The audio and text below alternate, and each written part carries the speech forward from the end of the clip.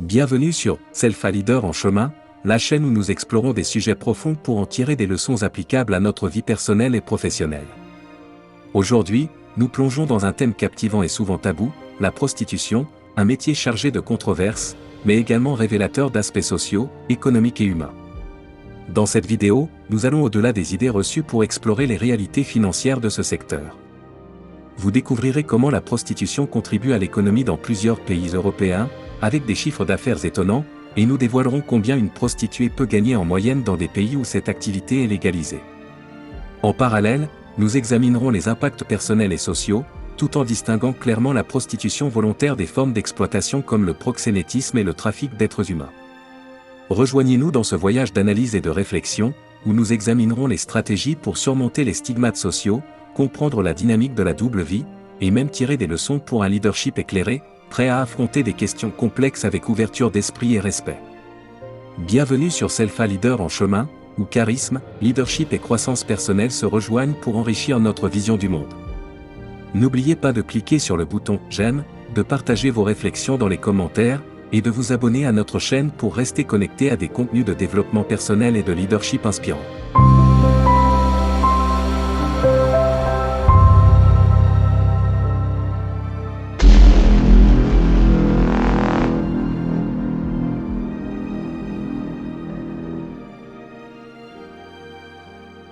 La prostitution est souvent désignée comme « le plus vieux métier du monde », et cette désignation tire son origine du fait que l'on trouve des indices de l'existence du métier horizontal depuis les premières civilisations humaines.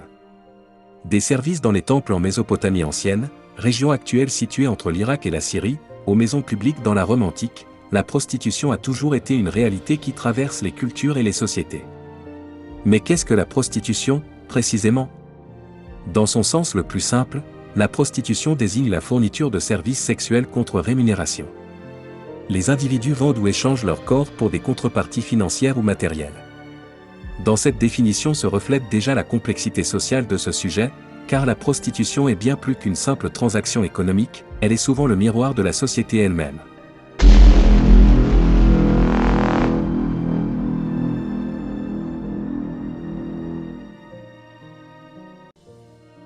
Le statut juridique de la prostitution. Un aperçu. La situation juridique de la prostitution varie considérablement d'un pays à l'autre et montre à quel point les sociétés abordent ce sujet différemment. En Europe, nous trouvons un large éventail de réglementations.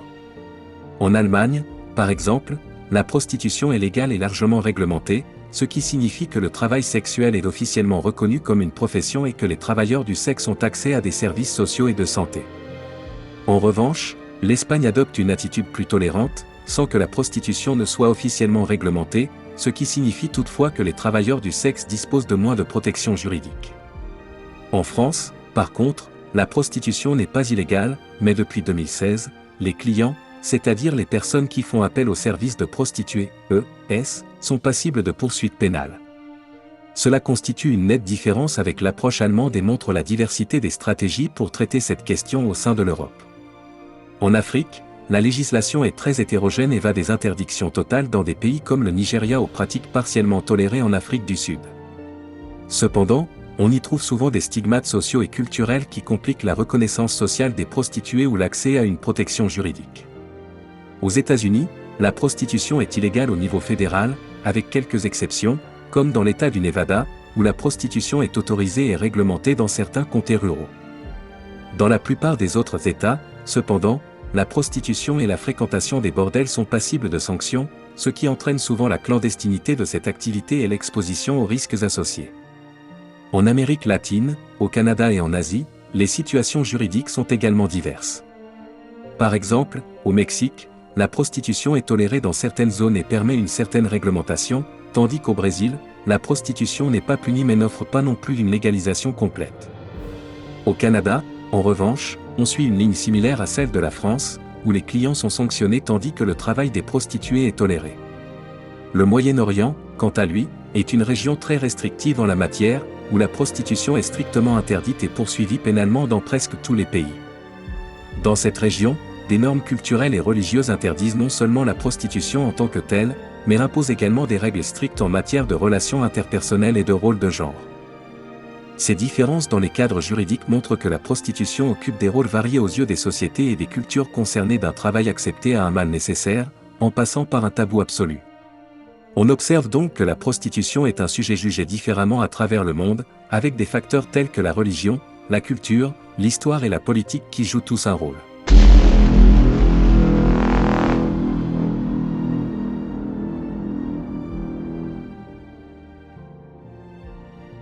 La prostitution possède une histoire ancienne et complexe, remontant à des milliers d'années.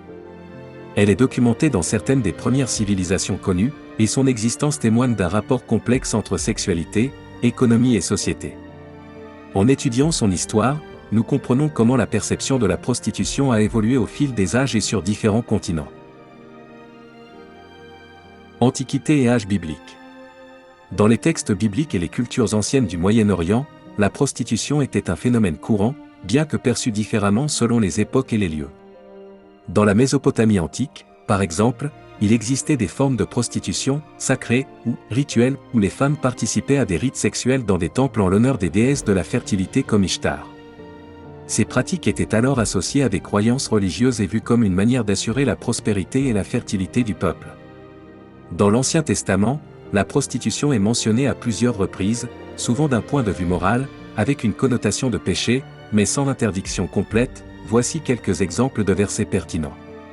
1. Lévitique chapitre 19 verset 29.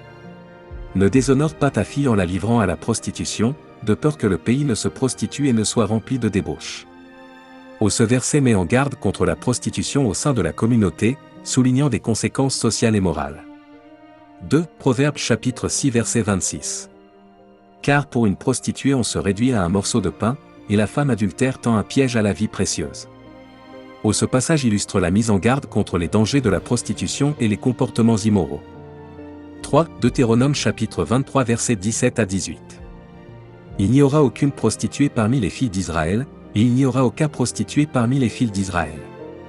Tu n'apporteras pas dans la maison de l'Éternel, ton Dieu, le salaire d'une prostituée ni le prix d'un chien, pour l'accomplissement d'un vœu, car l'un et l'autre sont en abomination à l'Éternel, ton Dieu. Ce texte interdit spécifiquement la prostitution sacrée, qui était pratiquée dans certaines cultures païennes voisines. En revanche, dans la Grèce antique, la prostitution était réglementée, et certaines femmes étaient des hétaïres, des courtisanes cultivées qui accompagnaient les hommes influents lors de rencontres et de banquets. La société grecque reconnaissait ainsi une hiérarchie sociale au sein du monde de la prostitution, distinguant les hétaïres des prostituées des rues. Rome antique et Moyen Âge. La prostitution était également répandue dans la Rome antique, où elle était légale et réglementée. Les prostituées devaient s'enregistrer et étaient soumises à des taxes. Les Romains considéraient la prostitution comme un mal nécessaire, permettant de protéger les familles romaines et de canaliser les pulsions sexuelles en dehors du cadre marital. Des établissements officiels, ou lupanars, accueillaient les prostituées et leurs clients, et ces lieux étaient souvent situés dans des zones bien connues et acceptées socialement.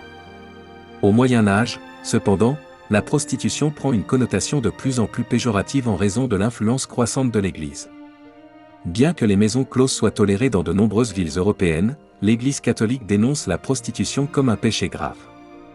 Cependant, certains clercs et théologiens considèrent la prostitution comme un moindre mal, une solution pour canaliser les désirs sexuels et ainsi éviter les péchés plus graves comme l'adultère. Dans les grandes villes comme Paris, des quartiers spécifiques, appelés clapiers, étaient réservés aux prostituées, mais celles-ci restaient stigmatisées. Époque moderne et colonisation. À partir de la Renaissance, la prostitution continue d'être tolérée, mais sous une surveillance accrue. Avec la montée de l'État-nation, les gouvernements européens commencent à réguler davantage les maisons closes, notamment pour lutter contre les maladies vénériennes. Au XIXe siècle, la prostitution devient un sujet de débat politique et social dans de nombreux pays européens. Des réglementations strictes, comme le système de police des mœurs en France, sont mises en place pour surveiller les prostituées, les soumettant à des examens médicaux réguliers afin de limiter la propagation des maladies sexuellement transmissibles. Pendant la colonisation, la perception de la prostitution est exportée dans les territoires colonisés. Les puissances coloniales imposent leurs propres normes et créent souvent des quartiers réservés à la prostitution pour leurs troupes et travailleurs expatriés. Caraïbes et Guyane. Prostitution dans les plantations, dans les sociétés esclavagistes, de nombreuses femmes esclaves étaient contraintes à des relations sexuelles avec des colons ou des surveillants. Ces pratiques, bien qu'informelles, reflétaient une exploitation sexuelle institutionnalisée. Afrique coloniale. Quartiers réservés, dans des villes comme Dakar, Sénégal et Brazzaville, Congo, les autorités coloniales ont établi des quartiers spécifiques où la prostitution était tolérée pour répondre aux besoins des soldats coloniaux. Ces zones étaient souvent associées à une forte exploitation des femmes locales. Cas des femmes, Signaré, au Sénégal, les Signaré étaient des femmes africaines qui entretenaient des relations avec des colons européens en échange de privilèges sociaux et économiques. Bien que ce ne soit pas de la prostitution au sens strict, cela reflète une dynamique d'exploitation dans un contexte colonial.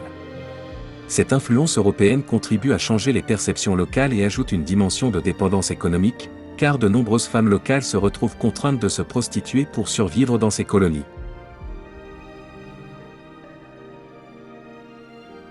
20e et 21e siècle, changement des perspectives. Le 20e siècle est marqué par des changements radicaux dans la perception de la prostitution. Au début du siècle, des mouvements de réforme moraliste appellent à l'abolition de la prostitution, et plusieurs pays interdisent les maisons closes. Dans les années 1970, avec la montée des mouvements féministes, la prostitution devient un sujet central de débat. Certains courants féministes considèrent la prostitution comme une exploitation des femmes, tandis que d'autres y voient un choix personnel et une forme d'autonomisation. En Europe, différents modèles de régulation apparaissent. L'Allemagne adopte une législation libérale, légalisant et réglementant la prostitution afin d'offrir des droits aux travailleurs du sexe. En Suède, en revanche, on adopte un modèle dit « abolitionniste », où la prostitution elle-même n'est pas pénalisée, mais où l'achat de services sexuels est illégal, ciblant ainsi les clients. Dans d'autres régions du monde, les perceptions évoluent également. Aux États-Unis, la prostitution reste illégale dans la majorité des États, tandis que le Nevada adopte une politique de tolérance dans certaines zones rurales.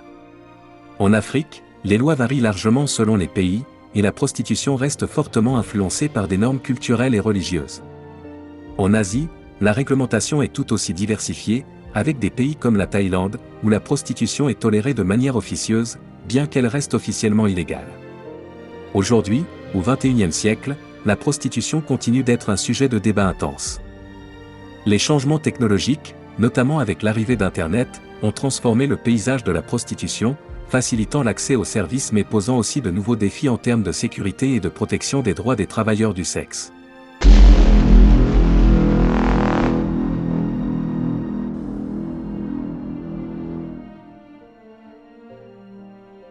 Dans le débat sur la prostitution, il est essentiel de distinguer deux réalités bien distinctes, la prostitution volontaire et réglementée, et les formes d'exploitation telles que le proxénétisme et le trafic d'êtres humains, qui incluent souvent des mineurs. Ces deux phénomènes ne doivent jamais être confondus, car leur dynamique et leurs implications sont radicalement différentes. Prostitution volontaire et réglementée. La prostitution volontaire concerne des individus adultes qui choisissent, pour diverses raisons, d'exercer ce métier dans des contextes où cela est légal et réglementé. Dans ces situations, les travailleurs du sexe peuvent bénéficier de droits, de protection sociale et d'un environnement encadré par la loi. Ce modèle, que l'on trouve par exemple en Allemagne ou aux Pays-Bas, vise à protéger la santé, la sécurité et la dignité des personnes impliquées, tout en réduisant les risques liés à la clandestinité. Proxénétisme et trafic d'êtres humains. Le proxénétisme et le trafic d'êtres humains représentent des formes d'exploitation graves, où des individus, souvent vulnérables, sont forcés de se prostituer sous la contrainte, la menace ou la tromperie. Ces pratiques criminelles sont une violation flagrante des droits humains et sont condamnées dans la quasi-totalité des pays du monde. Le trafic d'êtres humains, en particulier celui impliquant des enfants, est une réalité alarmante. Selon les Nations Unies, des millions de personnes sont victimes de ce commerce chaque année, avec des réseaux criminels qui exploitent des individus pour des gains financiers. Cette exploitation, qu'elle soit physique, psychologique ou économique, détruit des vies et perpétue des cycles de pauvreté et de marginalisation. Pourquoi cette différence est cruciale ? Confondre prostitution volontaire et exploitation contribue à brouiller le débat et à limiter la compréhension des solutions possibles. La prostitution réglementée peut être un choix individuel, tandis que l'exploitation est toujours une violence imposée. Cette distinction est fondamentale pour aborder ces questions avec clarté et proposer des réponses adaptées. Les politiques publiques doivent combattre le proxénétisme et le trafic avec fermeté, en poursuivant les réseaux criminels et en protégeant les victimes. En parallèle, il est nécessaire de créer des environnements où les individus qui choisissent volontairement la prostitution peuvent travailler en toute sécurité et avec dignité, sans être stigmatisés. Faire cette distinction permet d'adopter une approche équilibrée et informée sur un sujet complexe.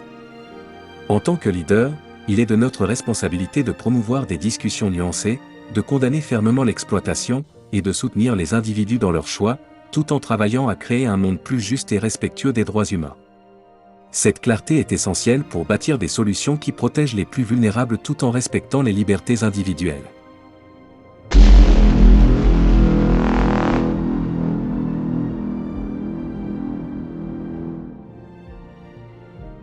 le cadre de notre analyse des effets de la prostitution sur la société, il est essentiel de prendre en compte non seulement les défis et controverses, mais aussi les effets positifs souvent négligés qui émergent de ce secteur.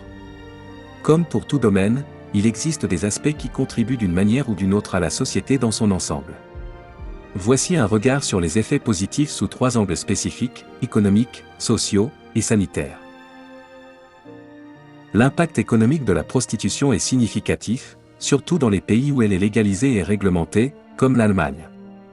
Dans ces contextes, la prostitution est reconnue comme une profession, soumise à des impôts, contribuant ainsi directement au budget national.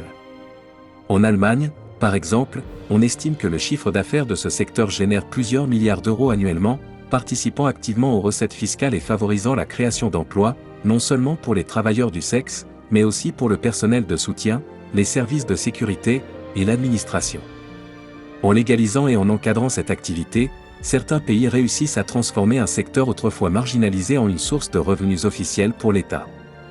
Cela permet également de rediriger les fonds issus de ce secteur dans des services publics essentiels, y compris l'éducation et la santé, bénéficiant ainsi indirectement à la société dans son ensemble.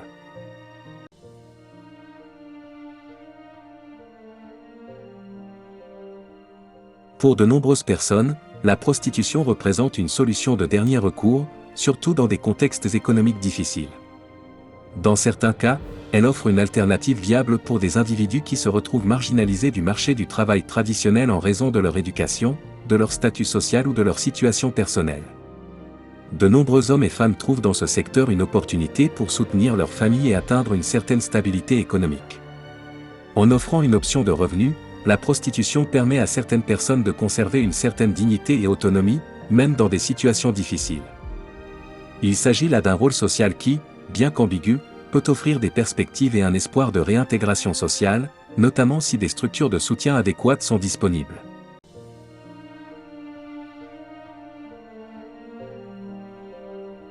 Un autre effet positif important de la légalisation et de la réglementation de la prostitution est l'accès accru aux soins de santé et aux programmes de prévention. Dans les pays où la prostitution est légalisée, les travailleurs du sexe bénéficient souvent de contrôles de santé réguliers et de services de prévention contre les maladies sexuellement transmissibles. Cela permet de réduire non seulement les risques pour les travailleurs eux-mêmes, mais aussi pour l'ensemble de la population, car la prévention et le traitement des maladies se font de manière plus systématique et contrôlée. De plus, ces services permettent également de sensibiliser les travailleurs du sexe aux risques de leur activité et de les aider à adopter des pratiques plus sûres. Des associations et des programmes de soutien peuvent alors se concentrer sur la réduction des risques et sur la santé mentale des travailleurs, améliorant ainsi leur qualité de vie et leur bien-être général.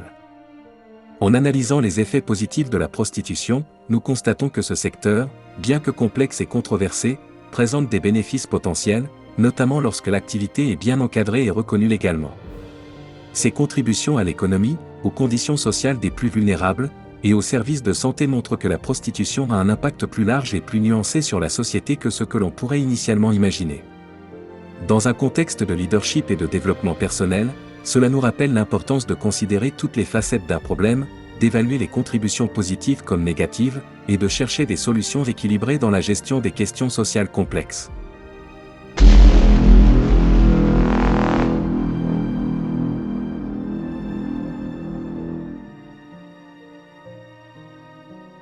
Effets négatifs de la prostitution. En poursuivant notre analyse des effets de la prostitution sur la société, il est essentiel de se pencher également sur les aspects négatifs, car ils révèlent les défis complexes auxquels les travailleurs du sexe et la société dans son ensemble sont confrontés. Ces effets négatifs touchent à des aspects sociaux, sécuritaires et de santé, et posent des questions essentielles sur la manière dont la société pourrait répondre à ces enjeux. La stigmatisation et la discrimination sont parmi les principaux problèmes auxquels les travailleurs du sexe sont confrontés, et ces problèmes persistent même dans les pays où la prostitution est légale. La société continue souvent de voir la prostitution sous un prisme moral, ce qui entraîne des préjugés qui excluent et isolent les travailleurs du sexe. Cette exclusion sociale affecte non seulement les travailleurs eux-mêmes, mais aussi leurs familles et leurs proches, qui subissent les conséquences de ces préjugés. En raison de cette stigmatisation, de nombreux travailleurs du sexe sont confrontés à des obstacles lorsqu'ils cherchent à réintégrer le marché du travail traditionnel ou à accéder à des services comme le logement, l'éducation ou la santé. Ce rejet social renforce le cycle de la marginalisation et réduit les chances de sortir du métier pour ceux qui le souhaitent, enfermant souvent les individus dans une situation de précarité.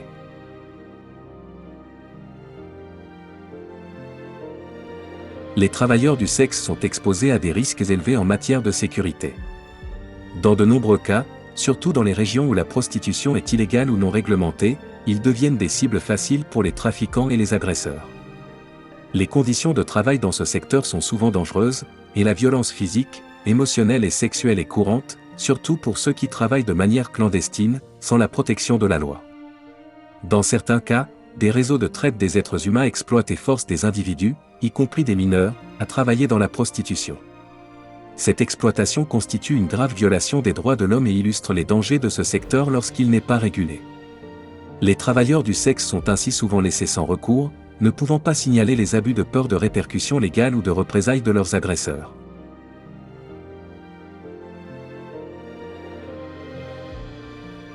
La santé mentale et physique des travailleurs du sexe est également affectée par leur activité, souvent de manière significative.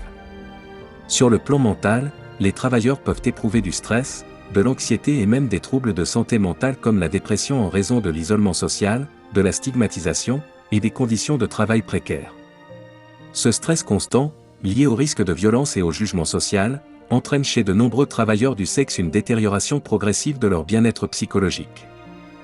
Sur le plan physique, les travailleurs du sexe sont exposés à des risques accrus de contracter des maladies sexuellement transmissibles, en particulier dans les contextes où les ressources de santé sont limitées et où la prévention est insuffisante.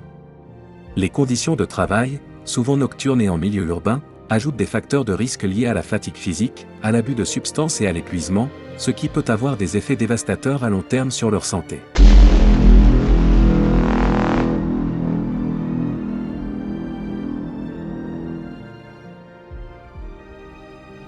Statistiquement, la prostitution est un phénomène largement répandu.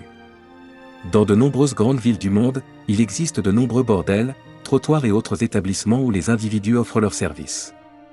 Selon les estimations de l'Organisation mondiale de la santé, des millions de personnes dans le monde travaillent dans la prostitution, et chaque année, des milliards de dollars circulent dans ce métier. En Allemagne, par exemple, le chiffre d'affaires estimé de la prostitution s'élève à plusieurs milliards d'euros par an. Voici une estimation du chiffre d'affaires annuel de la prostitution dans 6 de ces pays, classés par ordre croissant. Il est important de noter que ces chiffres sont des estimations et peuvent varier en fonction des sources et des méthodologies utilisées pour les calculer. 1. Grèce. En Grèce, la prostitution est légale et réglementée. Bien que les données précises soient limitées, le secteur génère plusieurs centaines de millions d'euros par an, contribuant ainsi à l'économie nationale. 2. Belgique. La Belgique autorise et réglemente la prostitution, notamment dans des zones spécifiques comme le quartier rouge d'Anvers. Le chiffre d'affaires annuel est estimé à environ 870 millions d'euros. 3. Suisse. En Suisse, la prostitution est légale depuis 1942 et strictement réglementée. Le secteur génère environ 3,5 milliards d'euros par an. 4. Pays-Bas. Les Pays-Bas, avec leur célèbre quartier rouge à Amsterdam, ont légalisé et réglementé la prostitution. Le chiffre d'affaires annuel est estimé à environ 4,4 milliards d'euros. 5. Australie.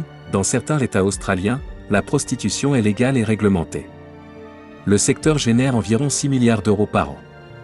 6. Allemagne. L'Allemagne a légalisé la prostitution en 2002, en faisant un secteur fortement réglementé. Le chiffre d'affaires annuel est estimé à environ 14,6 milliards d'euros. 7. France. En France, le chiffre d'affaires annuel de la prostitution est estimé à environ 3,2 milliards d'euros. Ce chiffre inclut principalement des revenus générés par des activités clandestines, ce qui complique l'évaluation précise de l'impact économique global. Concernant le revenu moyen d'une prostituée légale en Allemagne, les estimations varient en fonction de divers facteurs tels que la localisation, le type de services offerts et le nombre d'heures travaillées. En moyenne, une prostituée peut gagner entre 10 000 et 20 000 euros par mois. Cependant, ces chiffres peuvent fluctuer considérablement en fonction des circonstances individuelles.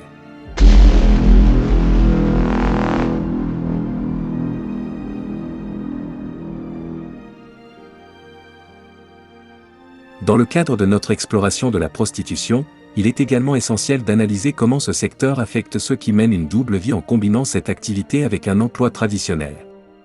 Ce mode de vie particulier impose des défis sur le plan émotionnel, du temps et des relations personnelles, et soulève des questions importantes pour ceux qui jonglent entre plusieurs identités. Stress et burn-out, le fardeau d'une double vie. Le besoin de maintenir la confidentialité est l'une des sources majeures de stress pour les travailleurs du sexe qui occupent aussi des emplois plus traditionnels. Vivre une double vie exige de cacher constamment une part importante de soi, ce qui peut provoquer un stress considérable. Cette tension constante entre les obligations d'un emploi conventionnel et les exigences du métier de la prostitution peut rapidement conduire au burn-out. Les travailleurs concernés ressentent souvent un épuisement psychologique dû à la pression de préserver leurs secrets, même face à leurs collègues, amis et famille. En plus de l'usure mentale, le poids de la culpabilité ou de la honte, engendré par les stigmates sociaux entourant la prostitution, intensifie encore ce stress. Cette pression peut entraîner une perte de motivation, des performances en baisse dans le travail traditionnel, et, dans les cas graves, des troubles de la santé mentale. La gestion du temps est un autre défi majeur pour ceux qui conjuguent prostitution et carrière traditionnelle. La nature même du travail dans le secteur de la prostitution implique souvent des horaires atypiques, comme le travail de nuit, qui peut être difficile à concilier avec des horaires de bureau standards. Jongler entre deux emplois exige une rigueur organisationnelle intense et une capacité à compartimenter les deux sphères de la vie. En pratique, cela signifie souvent des sacrifices en termes de repos et de loisirs, augmentant ainsi le risque d'épuisement et d'erreur dans les deux domaines. Les longues heures de travail cumulées dans les deux emplois peuvent également nuire à la santé physique, car peu de temps reste pour se ressourcer ou prendre soin de soi. Enfin, mener une double vie dans le domaine de la prostitution a un impact direct sur les relations sociales, y compris avec la famille et les amis. Pour préserver leurs secrets, les travailleurs du sexe évitent souvent de s'ouvrir à leurs proches, créant ainsi une distance émotionnelle et un sentiment d'isolement. Les relations familiales et amicales peuvent s'en trouver affaiblies, car les travailleurs peuvent craindre le rejet ou le jugement s'ils révèlent leur situation. En outre, le manque de transparence et de communication engendre des tensions qui peuvent provoquer des ruptures, particulièrement lorsque le partenaire ou les proches découvrent cette activité secrète. Cela peut avoir des effets dévastateurs sur les liens de confiance, plongeant parfois les travailleurs dans une plus grande solitude. Ces effets montrent que les défis liés à la double vie des travailleurs du sexe sont multiples et touchent à des aspects cruciaux de leur bien-être, de leur santé mentale et de leurs relations. Comprendre ces effets est essentiel pour réfléchir aux solutions et aux politiques qui pourraient offrir des moyens de soutien, et réduire la stigmatisation afin que ces personnes puissent évoluer dans des conditions plus respectueuses et sûres. En tant que leader, cela nous pousse à envisager des approches inclusives et sensibles à la réalité des personnes menant des vies complexes.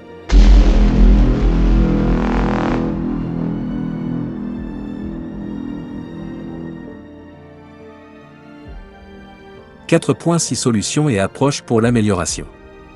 Pour répondre aux défis identifiés, plusieurs pistes peuvent être envisagées. Renforcement des droits et de la protection, dans les pays où la prostitution est légalisée, renforcer les lois pour protéger les droits des travailleurs du sexe peut contribuer à réduire la violence et l'exploitation. Cela inclut des mesures de sécurité au travail, un accès aux soins médicaux adaptés, et des services de soutien psychologique.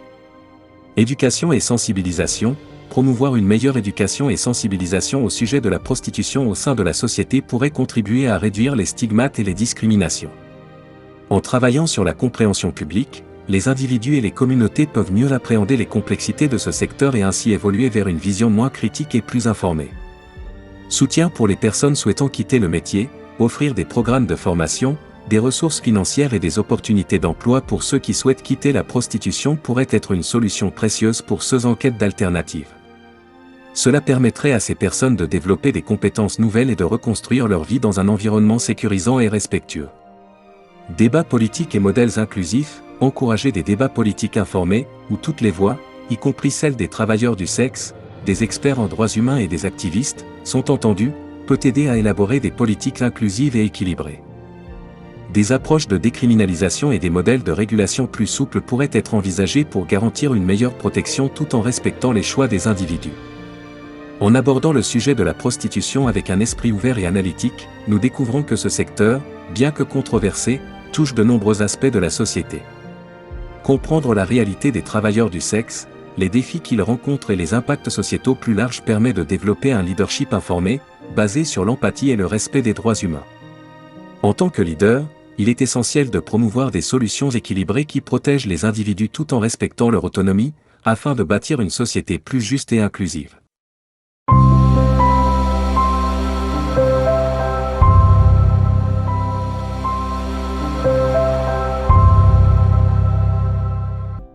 Pour conclure cette analyse approfondie de la prostitution et de ses impacts sur la société, tirons cette leçon de leadership précieuse. Ces enseignements vont au-delà du contexte de la prostitution et s'appliquent à tout leader souhaitant développer un sens de l'empathie, de la compréhension et de la gestion des complexités humaines.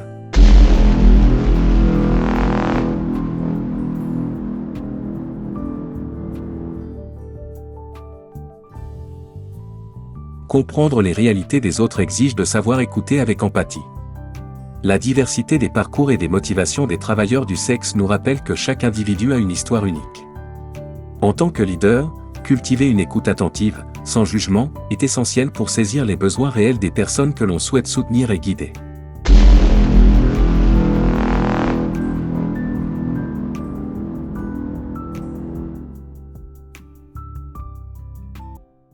Le courage de briser les préjugés. La prostitution est marquée par des stigmates et des préjugés, souvent liés à des perceptions morales. Un bon leader sait remettre en question ses idées préconçues et les stéréotypes. Être prêt à briser les préjugés et encourager les autres à voir au-delà des apparences est une compétence clé pour un leadership éclairé et inclusif.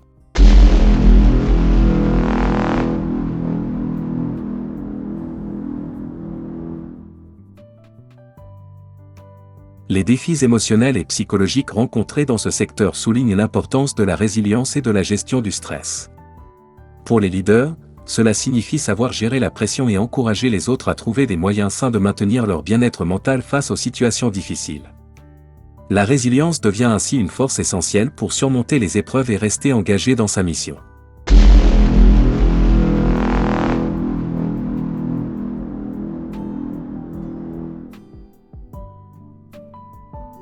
Un leader doit être capable de voir au-delà des aspects immédiats d'une situation et d'adopter une perspective globale. Analyser la prostitution sous divers angles économiques, social, psychologiques nous enseigne l'importance d'une approche holistique. Cela permet de prendre des décisions mieux informées et de répondre aux besoins de manière plus équilibrée et bienveillante.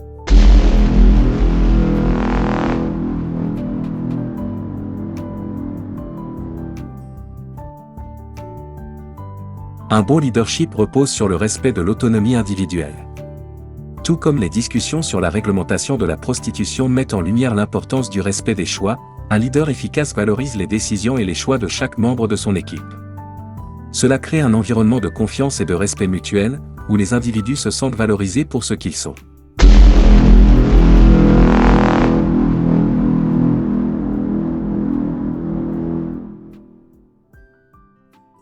Offrir des opportunités d'éducation, de formation et de soutien aux travailleurs du sexe qui cherchent des alternatives montre l'importance d'un investissement dans le potentiel humain.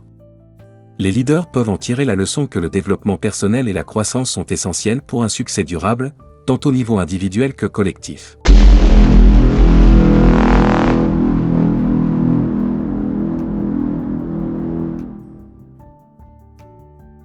C'est encourager la collaboration et l'ouverture d'esprit. Dans les débats politiques et les initiatives de soutien, inclure toutes les voix est essentiel pour des solutions équilibrées. Un bon leader comprend que l'ouverture d'esprit et la collaboration avec des perspectives différentes enrichissent les décisions et renforcent les actions. Cela favorise des solutions créatives et inclusives, qui tiennent compte des besoins et aspirations de chacun. Conclusion des leçons. Ces 7 leçons de leadership, issues de notre exploration de la prostitution, nous montrent qu'un leadership solide repose sur des valeurs de respect, de compréhension et d'ouverture. En cultivant ces compétences, un leader peut inspirer les autres et promouvoir des solutions justes et humaines, dans tous les domaines de la société. Merci de nous avoir accompagnés dans ce voyage de réflexion autour du sujet complexe de la prostitution. En tirant des leçons de notre analyse, vous pouvez vous aussi faire un pas vers une meilleure compréhension des dynamiques sociales et personnelles qui façonnent notre société. N'oubliez pas, adopter une vision ouverte et sans jugement, tout en cultivant l'empathie, peut transformer profondément vos relations et votre manière d'appréhender le monde. Que ce soit pour comprendre des parcours de vie différents, surmonter des défis personnels ou renforcer votre résilience, ces perspectives peuvent enrichir votre quotidien et redéfinir votre vision du leadership et du succès. Nous vous remercions d'avoir regardé. Nous espérons que cette vidéo vous a apporté un éclairage précieux. N'oubliez pas de vous abonner à notre chaîne et d'activer la fonction de notification pour rester au courant de nos vidéos informatives.